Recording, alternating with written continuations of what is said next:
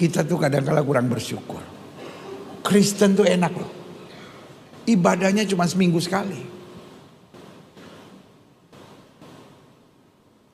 Saudara sepupu kita 5 kali.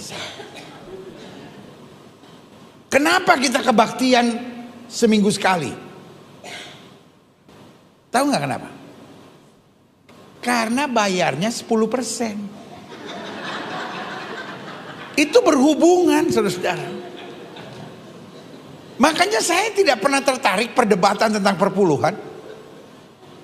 Orang kalau nggak mau bayar perpuluhan nggak apa-apa. Semua hamba-hamba Tuhan yang bilang nggak usah bayar perpuluhan nggak apa-apa. Bayar 2,5. Nggak usah 10%, 2,5. Tapi sembayangnya 5 kali sehari. Iya dong, enak aja. Udah cuma 2,5 mau seminggu sekali. Beda kelas. Ya guys, berjumpa lagi bersama saya Taufik Wilfaki. Kali ini saya mau bahas soal offside-nya Pak Pendeta Gilbert yang sedikit bercanda di jemaatnya terkait bagaimana beliau membandingkan tentang 10% perpuluhan dengan 2,5% zakat fitrah miliknya umat Islam.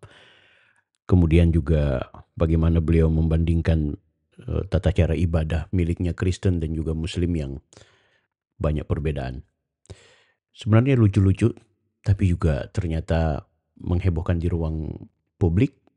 Banyak yang kecewa, banyak yang marah, dan banyak yang membiarkan. Kita bahas.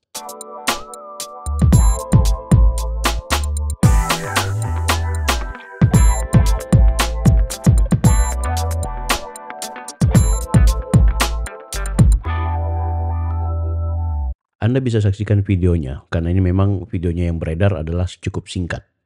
Jadi begitu ada potongan-potongan yang kalau kita tidak mendengarkan dengan seksama sejak awal, maka tentu kita akan terjebak pada memahami bahwa seorang pendeta ini tengah mencoba mengejek-ngejek atau semacam, bahkan bisa disebut dia sedang menghina. Nggak usah 10%, 2,5. Tapi sembayangnya 5 kali sehari. Iya dong, enak aja. Udah cuma 2,5 mau seminggu sekali. Beda kelas. Tapi kalau kita baca dan kita renungi dengan baik, termasuk kita mempelajari siapa sosok pendeta yang satu ini dan bagaimana hubungannya dengan umat Islam serta tokoh-tokoh Muslim, sebenarnya ada kebijakan atau ada kebijaksanaan cara kita memandang dari apa yang sudah ia lakukan.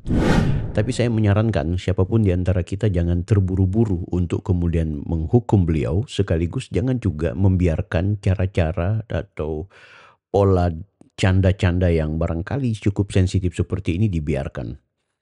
Dan bukan cuma itu, ada teman saya punya teman ustadz jahil banget yang suka ngeledekin saya. Masa dia bilang gini, orang Kristen tuh jorok ya. Dari mana, masuk gereja langsung masuk. Kita orang Islam diajarin bersih sebelum sembahyang, cuci semuanya. Saya bilang lu 2,5. Gue 10%, bukan berarti gue jorok. Disucikan oleh darah Yesus. Dulu saya pernah agak kecewa ketika ada seorang ustadz yang memberikan pemaparan tentang atau mengomentari tentang ajaran atau agama atau bahkan Tuhan dari agama lain yang kemudian ternyata itu viral karena ia sedikit memberikan tamsil dan juga tafsir-tafsir yang cukup mengerikan sehingga menjadi bahan tertawaan bagi umat Islam. Nah, yang kemudian menjadi viral sekaligus menjadi kritik juga kepada sang ustadz karena ternyata pembahasan itu dipublikasi di ruang-ruang media sosial. Nah, kali ini terjadi kepada seorang pendeta Gilbert. Sebenarnya kalau kita mempelajari sejarah hidupnya, Pak Pendeta ini cukup dekat dengan tokoh-tokoh Muslim. Dia juga sering bergaul dengan banyak umat Islam, termasuk punya keluarga, kerabat yang sesungguhnya adalah Muslim juga. Nah, tapi kalau kita mau mempelajari atau memahami apa yang ia sampaikan di saat berkhutbah di jemaatnya, yang kemudian ada potongan-potongan pernyataan yang cukup menggelikan, saya rasa ini juga penting kita bahas. Pertama, ini bisa disebut ia sedang bercanda tanpa bermaksud kemudian menghina. Ada teman saya punya teman ustadz jahil banget yang suka ngeledekin saya.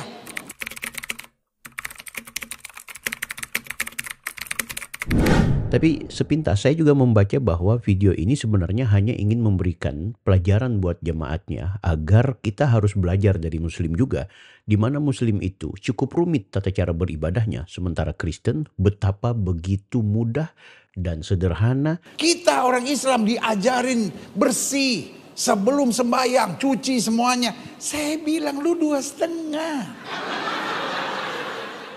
Dan tidak seribet Muslim dalam tata cara beribadahnya. Kita tuh kadang-kadang kurang bersyukur. Kristen tuh enak loh. Ibadahnya cuma seminggu sekali. Saudara sepupu kita 5 kali.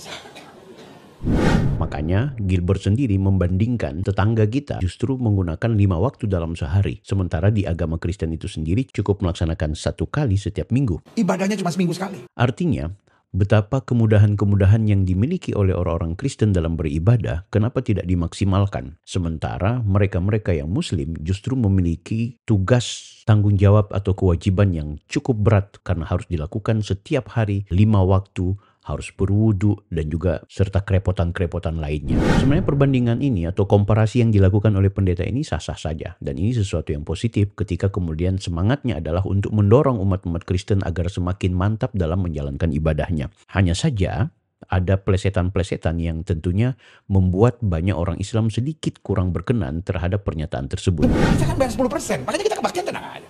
Ya kan? Paling berdiri nyanyi, santai. Ya kan? Tapi kok 2,5, setengah mati.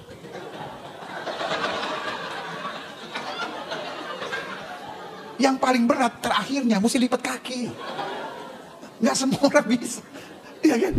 Demikian juga dalam persoalan perpuluhan yang dimiliki oleh umat Kristen yang besarannya adalah 10%, sedangkan di Islam itu cuma 2,5%. Ini adalah zakat fitrah yang diwajibkan oleh setiap umat Islam untuk memberikannya kepada yang berhak.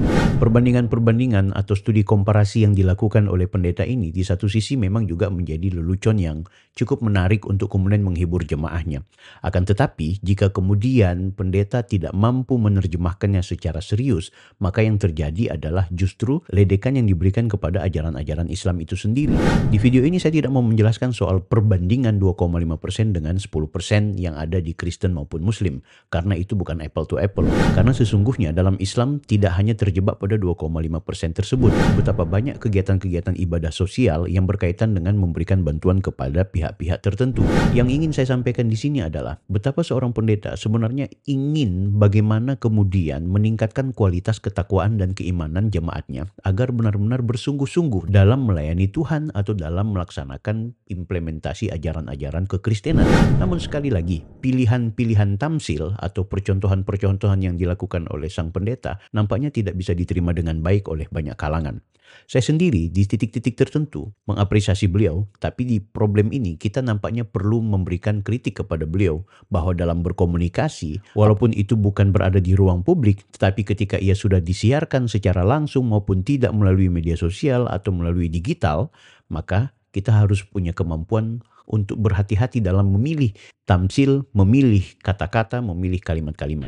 Saya sangat senang dengan Pak Pendeta ini. Walaupun beberapa titik beliau banyak dikritik secara internal, banyak juga yang kemudian hal-hal kontroversial dari cara berpikir dan juga khutbahnya, tapi satu hal yang jangan dilupakan, sesekali beliau masih berkhutbah untuk kepentingan menjaga ukhuwah, menjaga keragaman dengan baik, meneguhkan toleransi dengan sangat serius. Sehingga itu, pendeta ini menjadi aset bangsa kita untuk kemudian terus menelurkan gagasan-gagasan atau ide-ide yang berkaitan dengan semangat kerukunan dan keindonesiaan.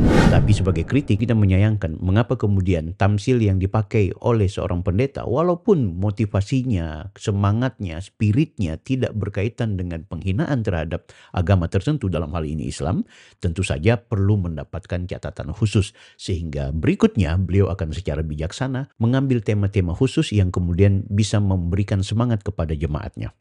Dan bagaimana seharusnya kita bersikap? Tentu sikap yang harus kita gunakan hari ini bukan hanya sebagai seorang muslim atau sebagai orang yang merasa tersinggung karena pernyataan-pernyataannya. Tapi sikap kita adalah sikap kebangsaan.